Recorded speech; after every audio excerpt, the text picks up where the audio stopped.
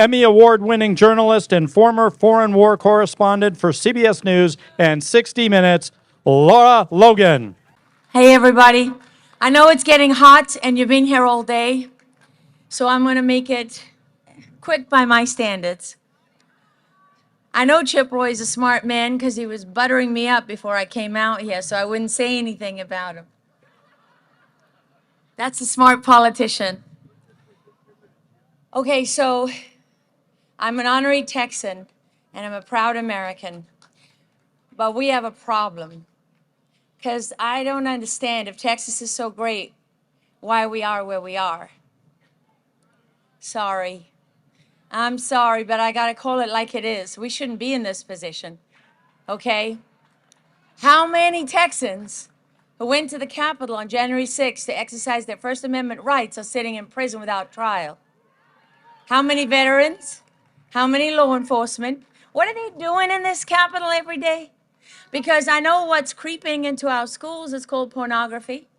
I know what's creeping into our schools, it's called critical race theory under a new name, DEI or some other nonsense, right? Teaching our children to separate according to the color of their skin. I don't know about you, but Nelson Mandela was one of my mentors, and he didn't teach people to judge each other by the color of their skin.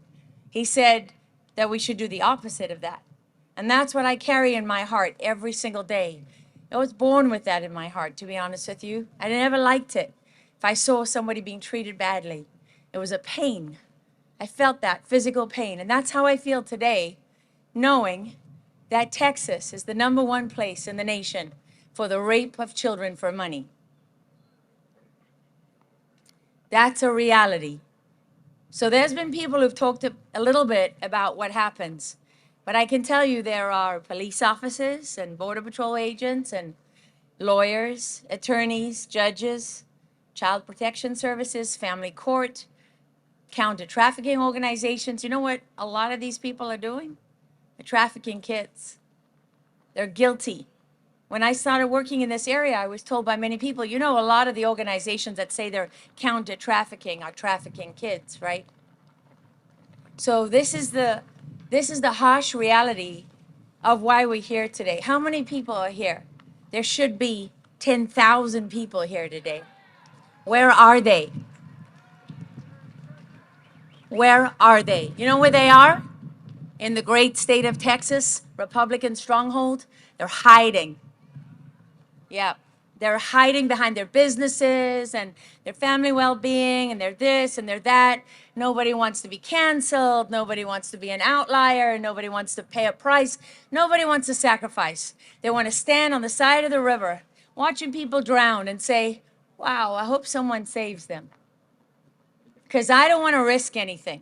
I don't want to pay any price. I somehow expect this to be fixed. I expect Jason Jones to fix it. I expect Chip Roy to fix it. I expect Craig Sawyer to fix it. I expect the unnamed Border Patrol agents and law enforcement officers. I expect people inside the FBI to hold the line. Even when every single day they're being hunted down and thrown out if they don't fall in line. And where are you? Where are we? Where am I? Where are the journalists? We know where they are. They're in the tank, right? They're in the tank supporting a false narrative, one false narrative after another. I don't want to be Debbie Downer. I don't want you to walk away hating me. I don't, you know, I'm used to that. So I kind of don't mind. But my job, what I was born for, what I was put here for, was to tell the truth. That was my job. It wasn't to win a popularity contest. It was not. There was a young man here today from Prague University. I sure hope one day that man is leading this country. Yeah, that's a great man, 20 years old, speaking like that. Is that your dad next to you? No? You should be proud. Okay? I say this, I'm not up here to make grand statements about anything. Let me tell you some simple realities. We talk about the Mexican cartels. They are now the shadow government of Mexico. Why are they a shadow government? It's very simple. They don't want to worry about Social Security, education, this kind of stuff. No, it's much easier for the cartels to let everybody think that there's an actual government running Mexico. There is not. Okay, number one. Number two, where does the jurisdiction of the United States law enforcement end, ladies and gentlemen? Where does it end? Oh, that's right, at the Rio Grande. It ends at the borders of the United States. So when you go into Mexico or you go into Honduras or you go anywhere to try to take action against the cartels, you go at the pleasure of the host nation. And if they don't want you there, you don't go. Law enforcement is a failed model for countering the most powerful transnational criminal organizations on the face of the earth. It is a failed model. That doesn't mean that every agent is a failure. It doesn't mean that. It doesn't mean we've never had a victory. It doesn't mean that they aren't doing their best. It means that the model has failed. And the definition of continuing to do the same thing over and over and expecting a different result is the definition of insanity, as we all know. So it is insane to use that as your answer to what we're doing today. Number three, the government of Mexico is run by the cartels that you're supposed to be fighting. Give me a break, ladies and gentlemen. I don't even need to spend 3 seconds on that. It's self-explanatory. Ain't gonna happen. Ain't gonna happen, okay? Number four, we're burying children in mass graves in southern Texas. We don't know who they are. We don't know how they died. I know there's not a single person here who's proud of that. If you want to be proud of your state and you want to be proud of your country, you got to do something about that. So I am part of a group with General Flynn and his sister Mary and with Jaco Boyens, who's done who's done a lot to counter child trafficking, and some other people you've never heard about. And we are going to build a monument to all the lost children, the children who've gone missing, the children who've been murdered, the children who've been raped every day till they die, the children who've died on camera, the children who've been sacrificed for child pornography, the children who've been sacrificed in satanic rituals. You know what I'm talking about. There are people here who know. Take Saul Alinsky's handbook and open it up. There's a dedication to Lucifer in the front. You can say I'm crazy. I don't care. I'm not crazy. I couldn't care less. Saul Alinsky and the Rules for Radicals, one of the great leaders of the Marxist movement, paid homage to Satan. They don't believe in God. I believe in God. I do. I believe in God, and I know God will prevail. But I am not okay. I am not okay with knowing that tonight when I go to bed and tomorrow morning when I wake up, there's another child that died in the night in the most horrific way possible. The most horrific way possible. There's an entire city in Mexico, Tenancingo, that is built on generations of child rape. And we have a special unit of the Department of Homeland Security called the Tenancingo Unit, based in New York, set up just for that city. That's how long we have known. That's how long we have done nothing. We have done nothing, and it's not okay. And so we say nothing as our schools go digital. We go into a digital world. You know, everything of it digital, it comes down to this one thing. We don't control it. Somebody else does.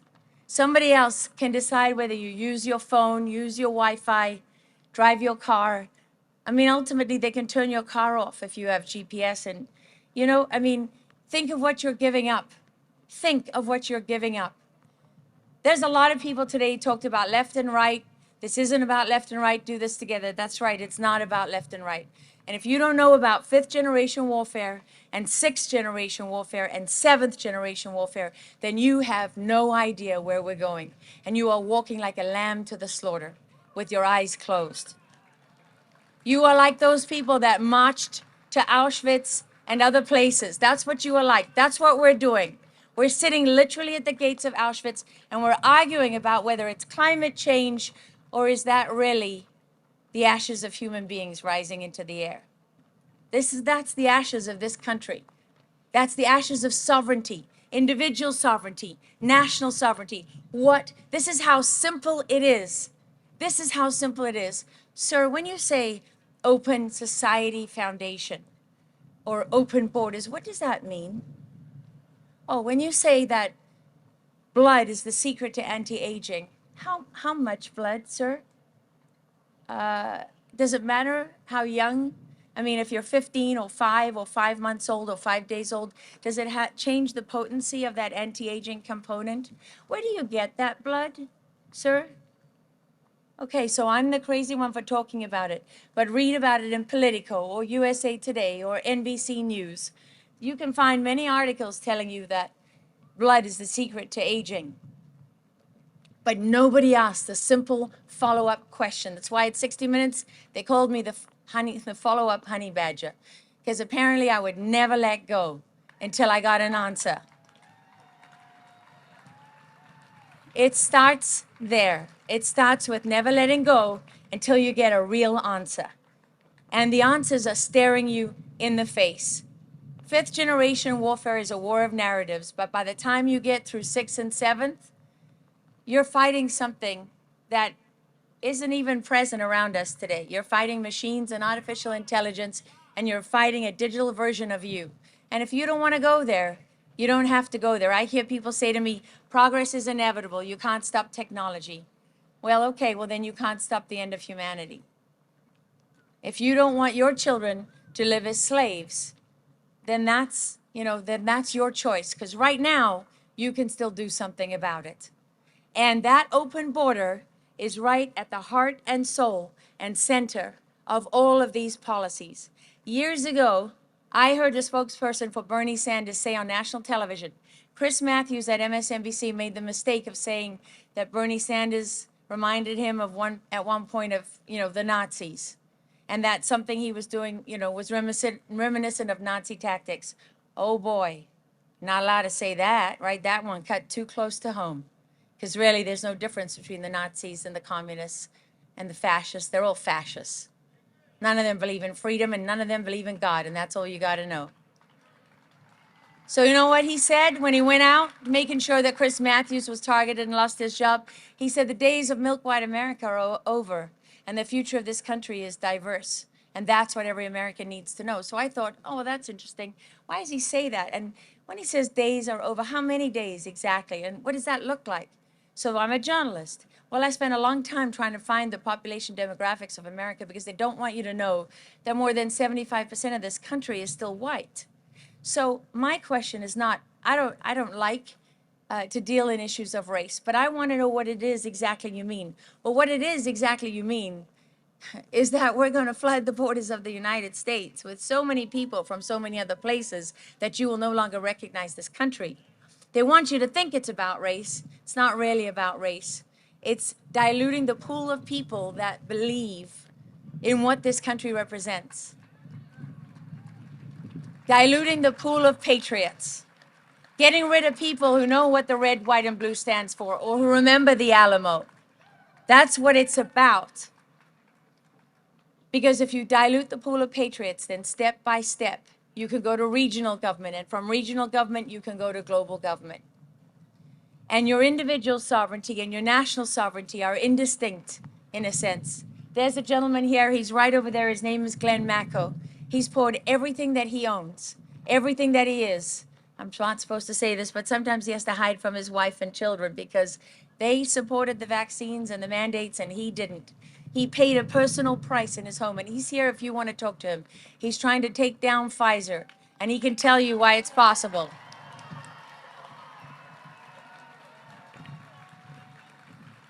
That's what I mean about sacrificing everything. That's what I mean about doing something. You have an opportunity. It's not a burden. It is not a burden. It's not something to be feared. It's something to get down on your knees and be grateful for, because your life will mean more than anyone else's. How many of you here have had children? You know, you're looking at, let's face it, I'm 52. I'm in the last half. I know it. I'm in the last half of my life. I'm going to make it count. That's a freedom.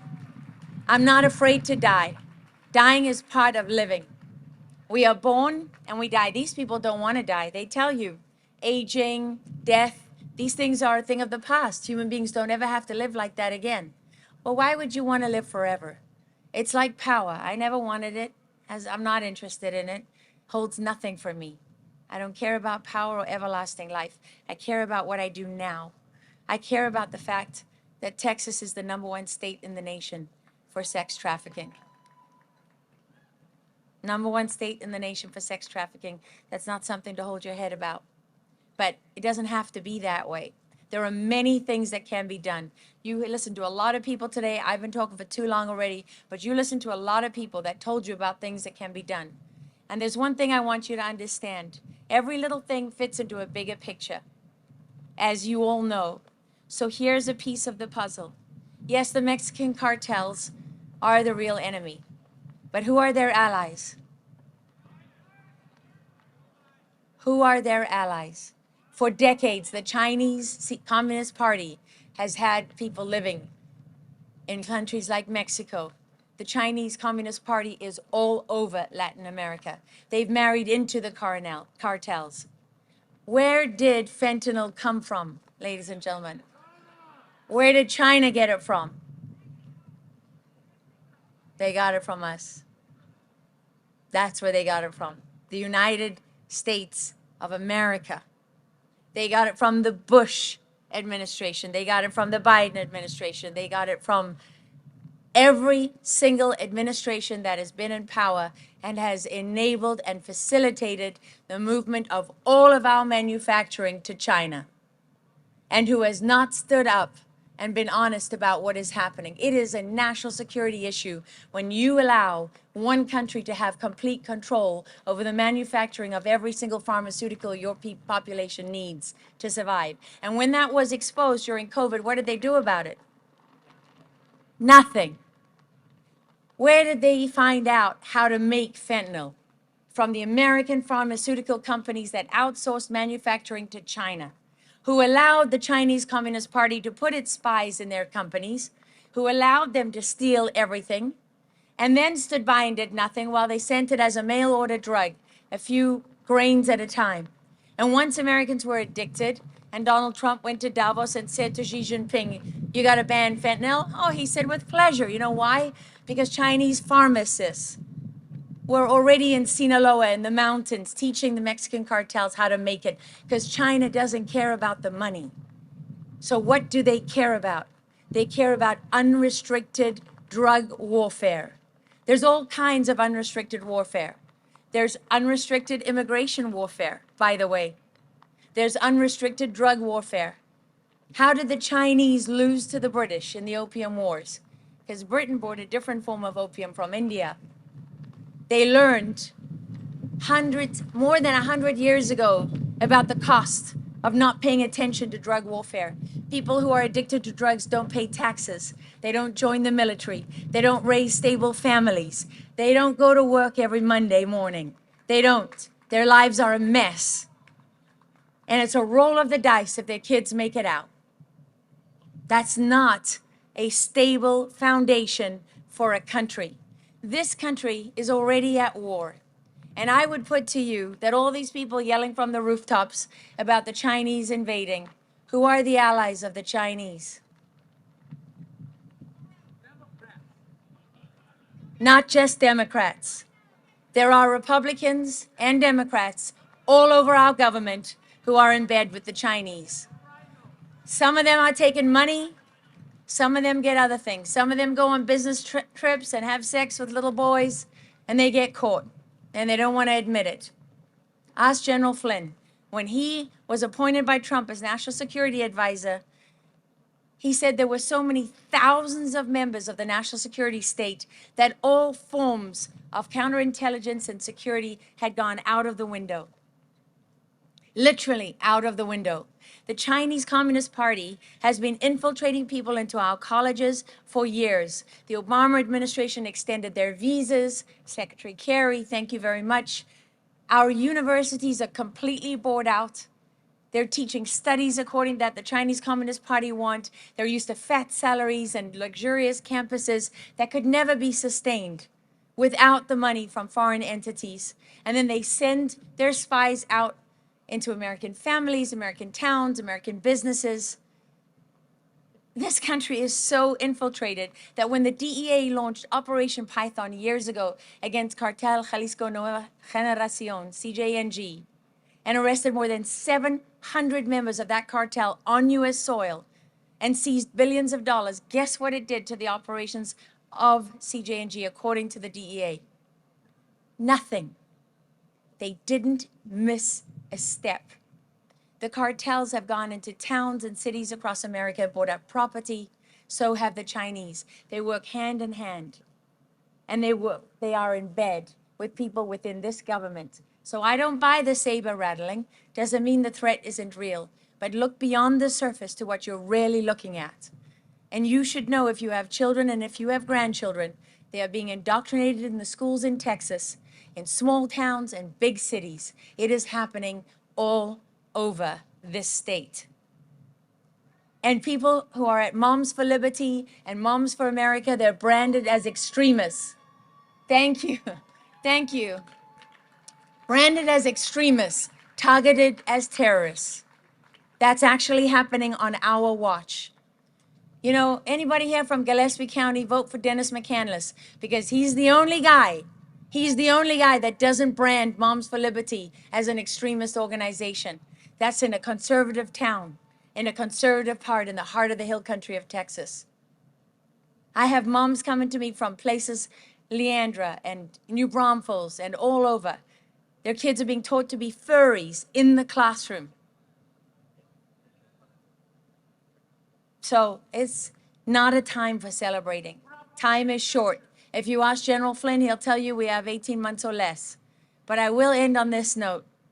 When 60 Minutes has to do a puff piece on Ray Epps pretending he's not a federal informant, most likely, I can't confirm that. So for the lawyers, I don't know for sure, but I know what journalism is, and that wasn't it. That's a sign of desperation, ladies and gentlemen. It's a sign that they're losing control of the narratives. And when Mike Morrell, the former deputy director of the CIA, has to admit under oath to the Judiciary Committee that he lied about Hunter Biden's laptop, that it was orchestrated by the Biden campaign, and that his motive was to sway the election so Biden could win, and I couldn't care, you could replace Biden's name with anyone else's.